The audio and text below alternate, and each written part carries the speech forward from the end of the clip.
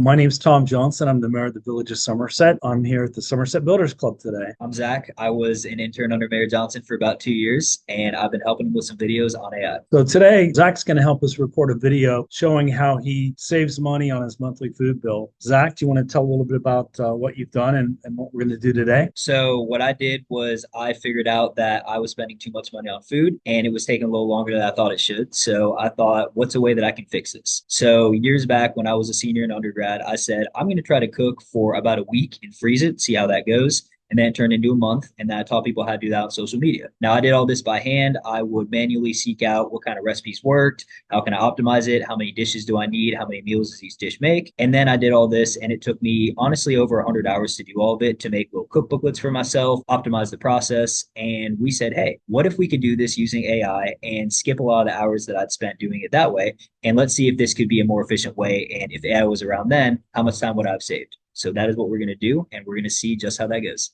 Great. Well, let's start at the beginning. I wish this was around when I initially started doing this. This would have been a very, very big time saver and super helpful. So we're just going to start with ChatGPT 4.0 or 4.0 rather. So what I'm going to tell it is I am trying to cook one time each month for my lunches and dinners. Please give me a grocery list of healthy and inexpensive ingredients I can use to do this. So this way, we're not asking for quantities. We're just saying, I want to eat kind of healthy. What are some different things that I could use to cook with and to have and to make some different ingredients out of into rather a big assortment of meals. Now, what's nice, it went a little bit further. So as we can see here, it took everything and it typified it based on what it is. So a lot of recipes will call for your carrots, onions, bell peppers, broccoli, spinach, kale, sometimes sweet potatoes. Zucchini is also sometimes common. Tomatoes are super common, and cabbage hit or miss. Now, whether or not you're cooking with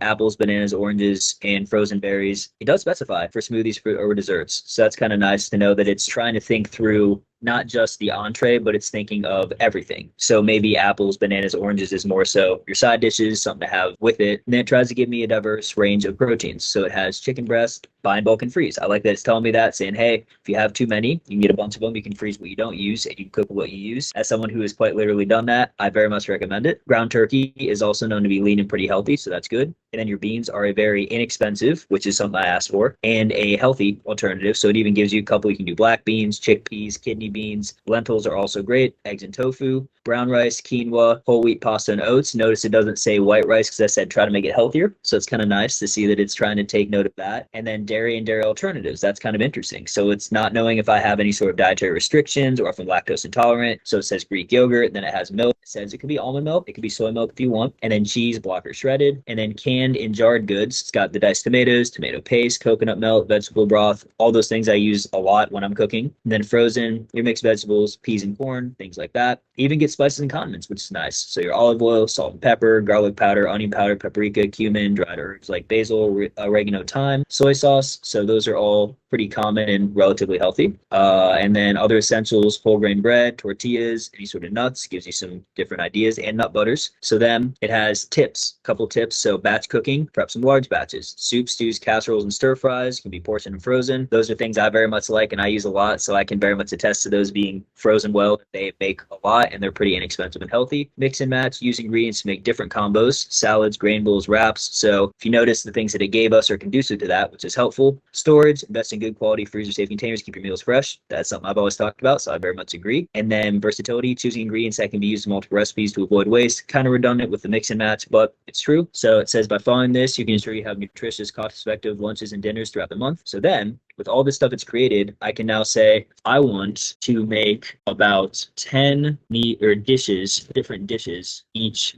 month to eat for my entrees for lunch and dinner. Please create for me we'll say cookbook using some of the healthy ingredients listed above, adding in additional ones needed with step-by-step instructions on how to make each dish, the name of the dish, and the quantity ingredient needed. So now what it's going to do is it's going to take the information it already has and it's going to create something. So we already have our first dish and it's going to be a stir fry. So it gave me everything I need for it and it's giving me the quantities, as you can see. So this is all real time. It's happening very fast. So we have quinoa. It's trying to use a lot of the things that it had mentioned above. And it looks like adding in some different things that it hadn't already noticed.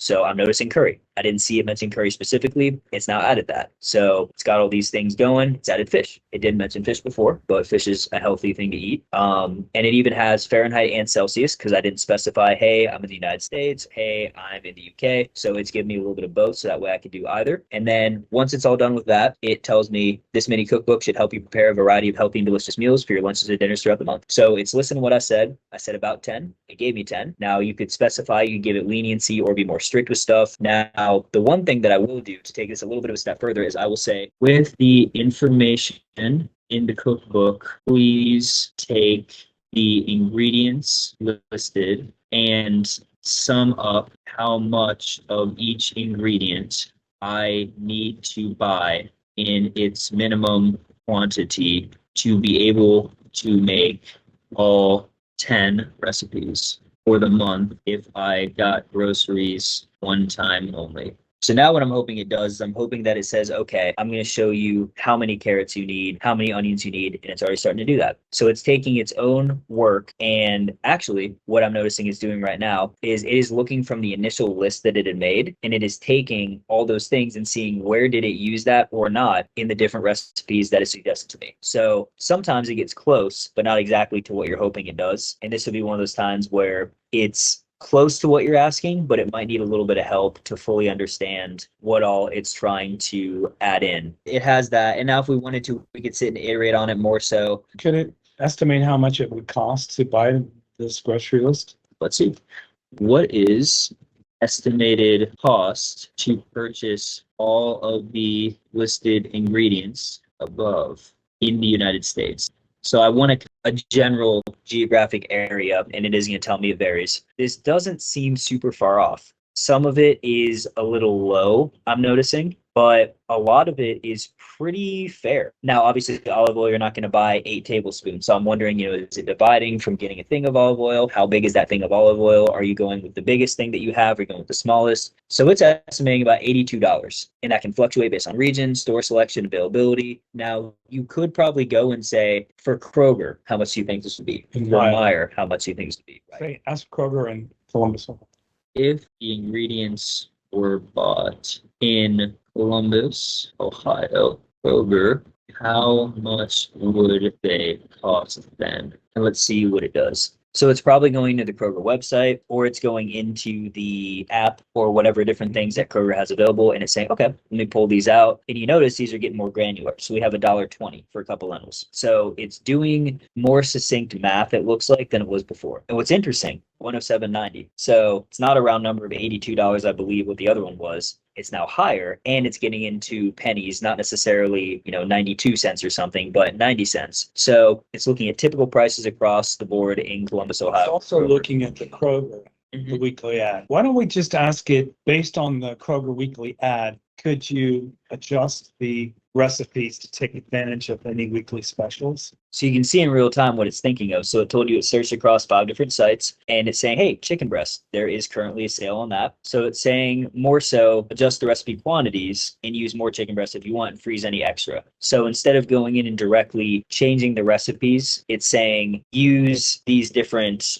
items that are on sale. It's also giving us an estimated cost change based on those if you were to go for the 10 for 10 deal for the bell pepper. Right. Which is really nice. This is why it's so important to understand the abilities and limitations of AI. It's a phenomenal tool, but it is not and should not be the end all be all. It's not going to be able to do everything for you perfectly. The goal is to get it as close to where you want it as possible, and then you from there can iterate on it and get it to where you want. It's rare that it's going to give you everything in the exactly perfect way that you would hope it would, but you want to make sure that you're getting as close to what you're looking for as you possibly can. And then once you get there, you go, I think I'm happy with where it's at. I'm going to go ahead and do the rest, because if it would take you 10 hours to do something and you can get 8 hours of work from ChatGPT or any sort of large language model in maybe 8 hours, taken out by doing it maybe 30 minutes, then you would do 8 hours worth of work in 30 minutes, and then you only have 2 hours left of work for yourself. So you can do the other 2 hours by yourself, and that frees up pretty much an entire workday. If you have something you need to do, and that can allow you to be more productive and do other stuff. If you notice again, our bill went down. So I think it was 107.90 or something to that effect. Now it's 90.20. So it is telling you, here's how we arrived at this. This is taking advantage of those specials. This is where we looked, and these are our sources. So it's even citing the sources. So it's always good to check and make sure that whatever it is that you're asking makes sense. Like if we saw cilantro and it was saying, hey, that's going to be $10, we know something's wrong. But if it's $1,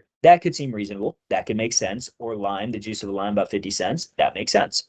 So trying to make sure that everything is where it should be and it is giving you logical information and data. It helps to have a little bit of a background knowledge and a little bit of information on what you're looking at. Or if you don't have that, knowing where to search, who to talk to, and what to look for to make sure that what you're getting is plausible or makes sense. So let's click on the weekly Kroger ad. Sure. So Weekly Ad Pro. So it has the graphic, and it actually scanned this graphic to let us know. And I'm looking for familiar things that it might have mentioned. So as we look here, I believe I saw something about chicken, and I'm looking for chicken. Ground beef, I saw something about ground beef. So $3.99 each. I believe it mentioned that. Various condiments down here. I don't think I saw much of that, but it was also trying to tell us about produce and various items with that. Right. But also you'd want to check something like this too, to make sure, hey, is it pulling from, Giant Tiger instead, or Food Lion instead of Kroger? Because this is all on the same page. It could be crawling and checking for all of it.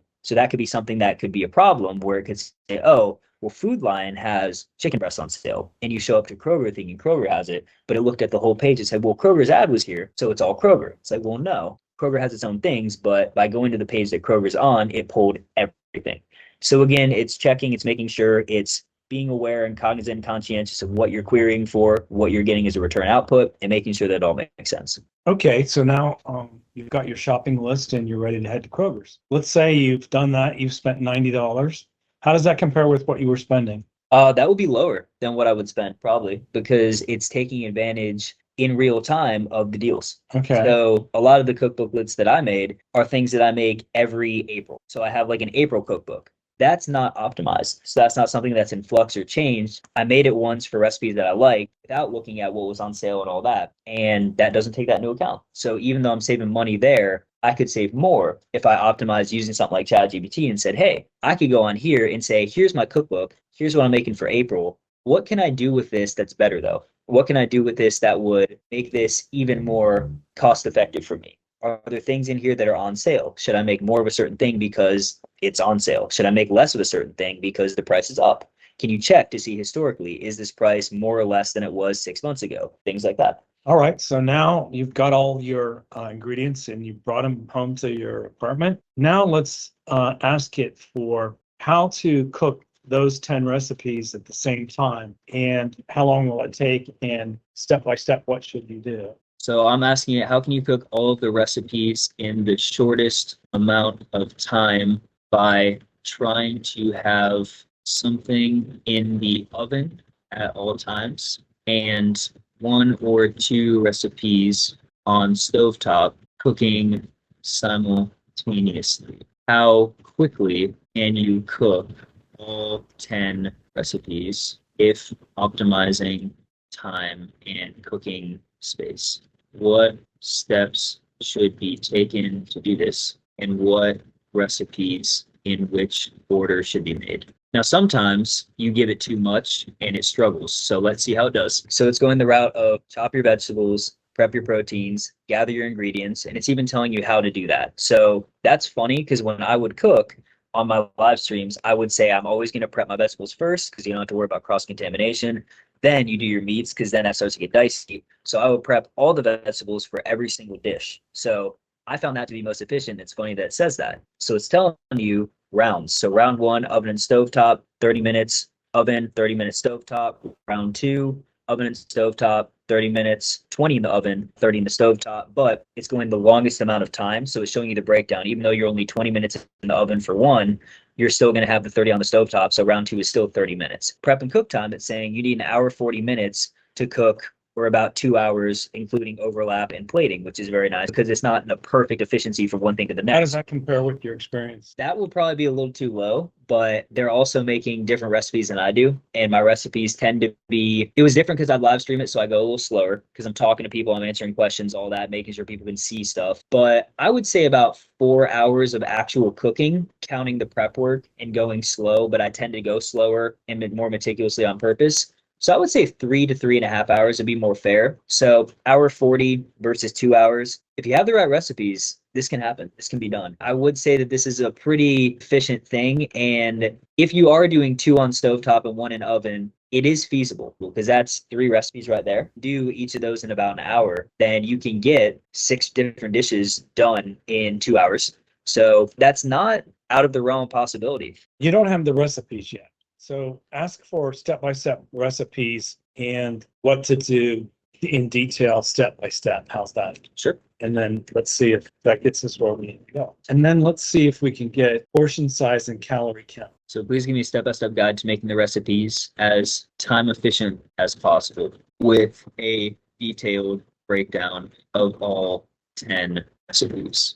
And then afterwards, we can ask it for calories. So it's even giving you half the cherry tomatoes, dice the garlic. It's telling you the different things that you need to do. And then it's telling you about how long each thing should take. And it's giving you the ingredients and how they should be prepared. So it's got the rinsed and drained black beans. It's got the diced tomatoes. Well, it's a cup of them, I guess. So that could be from a can. And it doesn't give time for all the things except for how long you should bake it for. So it doesn't say chop for 2 minutes. It's going to tell you chop, and it's making some assumptions on how long this thing should take you. So that's part of how it's going to arrive at its numbers and figuring out, well, what does that look like? How should that look? And going from there. The detail breakdown is kind of interesting. It's going to say you're going to preheat your oven, chop your vegetables, prep your proteins in 0 to 30 minutes. So it's assuming that all these things occur. And then once that's done, you plug and play. So it's going to say the next thing, cook the baked chicken with sweet potatoes and the stuffed peppers and the onion while starring the lentil soup, turkey and vegetable chili, and vegetable tofu stir fry on the stovetop. So notice it went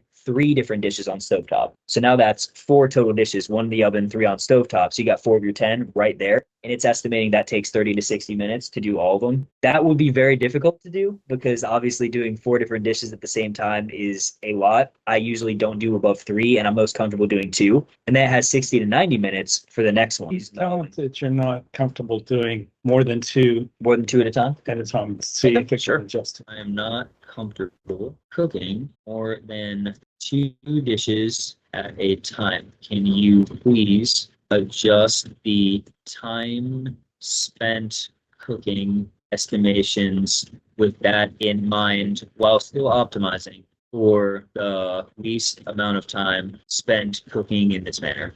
And it has another 90 to 120 minutes to prep the quinoa. You know what I'm wondering as I'm reading this actually before I submit that? 0 to 30 minutes, I think that's a time block. Then 30 to 60 minutes is a time block. Not saying it would take you 30 to 60 minutes. It would say this is a half hour, that is a half hour, that is a half hour, that is a half hour to get you to 2 hours. Instead of it's going to take 90 minutes, which is interesting. Yeah, in the last, from the 90 minutes to 120 minutes, which is half an hour. So what it's doing is it's redoing the stuff that it did with the actual ingredients list and the steps and the recipes themselves. And then at the end, we should see that change occur, but it's going to give you, well, I'm still going to give you everything. And notice it has round 3. So it's giving you these things are in the different rounds. So we should see more rounds by thinking about it logically. Rounds of 60 minutes each. If you divide 10 by 4, you're going to get about 2 dishes. So that is also doubling basically our time that it gave us. And So it's when taking 4.5 hours, which is roughly what it takes you. yeah, that's pretty spot on. It's pretty fair. And then you say calories. Yeah, let's see. About how many calories is in each dish, or do you want to say each serving? Each Serving. His dish is kind of hard, and it's obviously going to have to take estimations as it already says. So it gives the approximation of each, and it gives you the ingredients. So it says, hey, here's how many calories based on these ingredients. These calories are estimated per serving, with typical serving size being approximately 1 cup for soups and stir fries, 1 stuffed pepper, 1 chicken breast with sides, or 1 standard size bowl salad of pasta.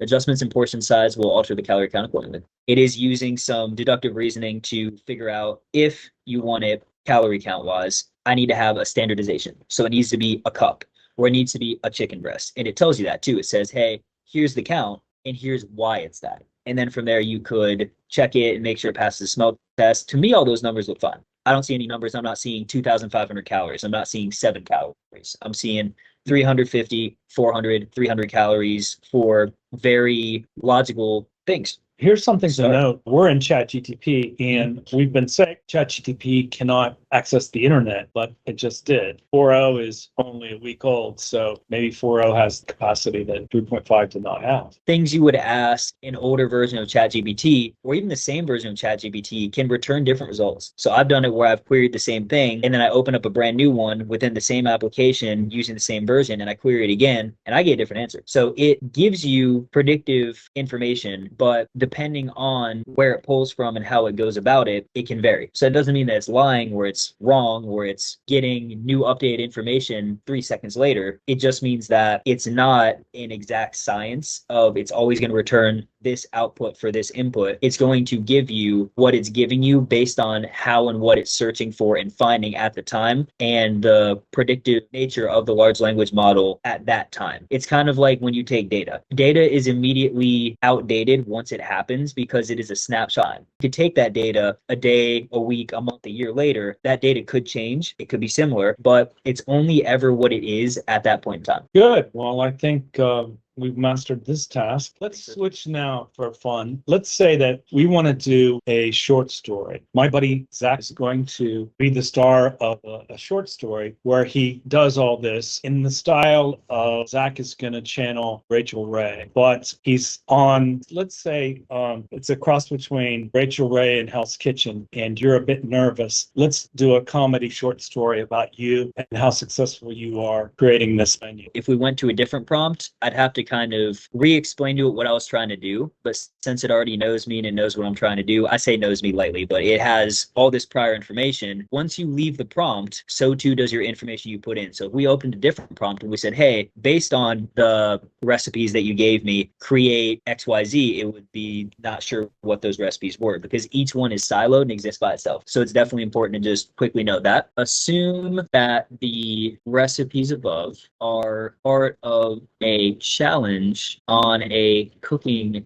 show Similar to Hell's Kitchen. and Rachel Ray's show that have been made by Zach, and tell the story in a comical manner showing how well or poorly Zach's recipes are received on the show and how he fares. So now what it's going to do is it's going to take all the information above and it's going to synthesize it, and it already has a title: Culinary Adventures of Zach, a cooking show tale. So it's already giving some of the prompts, and as you notice, it's already showing me being flustered, me not being sure about everything, mentioning Uncle Jerry's moonshine, the fish still swimming for something that I've made with fish in it. So probably showing it's pretty undercooked, almost tripping over the plate. So it's adding different mishaps. And it gives a conclusion. It says, despite a few comical mishaps and nervous moments, Zach dishes are mostly well received by the judges. His mix of humor, determination, culinary skills make for an entertaining show. And while not every dish is perfect, his overall performance impresses both the judges and the audience. Zach leaves the competition with a smile, a few new cooking tips and tricks up his sleeve, and a promise to return with the even better recipes next time. It made an entire short story in maybe about 30 seconds. And it's cool to watch it real time because you can see it unfold, and it even went dish by dish. So it didn't just give a story. It said, well, I have these dishes broken out. You want to see how the whole cookbook does. Let's do each dish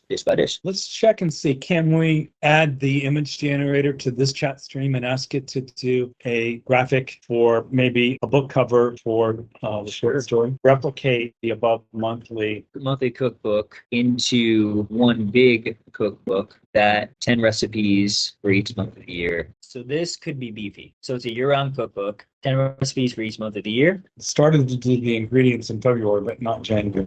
Some of these are creative. Stuffed zucchini boats is not something I would expect to see as a recipe. Split pea soup, couscous salad. So it's even getting more international. So we have Mediterranean couscous salad. So it's in April. So this is going to run probably for about, I'd say maybe 2 minutes. It would take to probably finish this up because we're about halfway through the year. But I mean, it's getting pretty, I wouldn't say adventurous in its things that it's creating, but continue generating. Sometimes it kind of taps out and says, hey, do you want me to keep going? Because this is going to be a lot. So it kind of reset. But I'm seeing it pull what looks like the same stuff. Now just go down below and say, make a separate chapter for each month. Start off each chapter with a theme for that month's and an interesting narrative about that month's experience shopping, prepping, eating each month's recipe. Segue into a detailed shopping list that includes estimated prices. Give detailed cooking recipes for each recipe. Show the most efficient sequencing, cooking multiple recipes at the same time. And if you only want to do two at the same time, I'll keep it more bare bones just because of the amount of what it's doing and see how it goes. So now it has kind of an idea. Interesting. So it goes comfort foods to start, and it's the new year with hearty meals. well, sounds good. It does. It's giving the prices, giving the estimates for all the stuff. Now, again, you notice that sometimes it stops where it's almost too much for it. And then it says, hey, I'm kind of done. That's a lot. You could do this and say, for the month of January, do this. And then it gives you January. And then you say, now for the month of February, do this. And then for the month of March, do this. So even if it caps out and you find, ooh, it did what I like, but it stopped halfway through April, just say, replicate what you did above in April. You Let's can't do go more. back and copy January now, and then let's switch to another tab and go Sure. into Gemini and have it generate something that we can then bring back into this. See, so it stopped there. Is that January still? Yeah, that's all January. Copy that. Now we can go into Gemini and we can paste this in here and say, This is my monthly cooking. Let's get it to add pictures of the dishes, and let's add visuals too. Let's get Gemini to be doing the visuals while ChatGPT is doing the ones. so what it should be doing is it should be trying to figure out, okay, what should the different dishes look like? And there's one: chicken and vegetable stir fry, lentil soup. That looks good. Baked chicken with sweet potatoes, or quinoa and black bean salad. Yep, that looks very good. Baked chicken with sweet potatoes. We're seeing that. Vegetable and tofu stir fry. It's got all that it's added. Let's go back and check on GTP. So that does seem to be something with ChatGPT. I've noticed it tends to, when you hit continue generating, it starts over. So it doesn't like pick up where it left off always. Sometimes it does, but sometimes I'm noticing it does not. Gave you the estimate though, total estimate cost. Down below, say, after you finish January, can you do February? What I can do is I can stop that and then start. So let's see what it does. So let's say replicate the yearly cookbook for the month of February as was done for January above. And let's see what it gets. So let's imagine this is an online cookbook. You're going to video yourself cooking every month. You could turn this into a marketable thing now, couldn't you, using AI? And see, even February, they said as Valentine's Day approaches, you're going to get heartwarming meals. So it's, I guess, a plate of whatever is happening at that time. It's got all the different things and their costs. So this one's $160. Even gave me the efficient cooking sequence and then kind of stopped because it hit its threshold. And that's where sometimes you can do, I think it's called Few Shot, which is where you say, give me the ingredients list. And it gives you the ingredients list. And then you say, give me the cooking instructions for each of them. And it gives you the cooking instructions for each of them. That says, give me the most efficient cooking sequence. And it gives you that. So then you string each of those as their own thing, but then you paste them all together. Because then it doesn't overload, where it's almost like too much. So now that we've played around with it, if we started over and your goal was to create an annual cookbook that's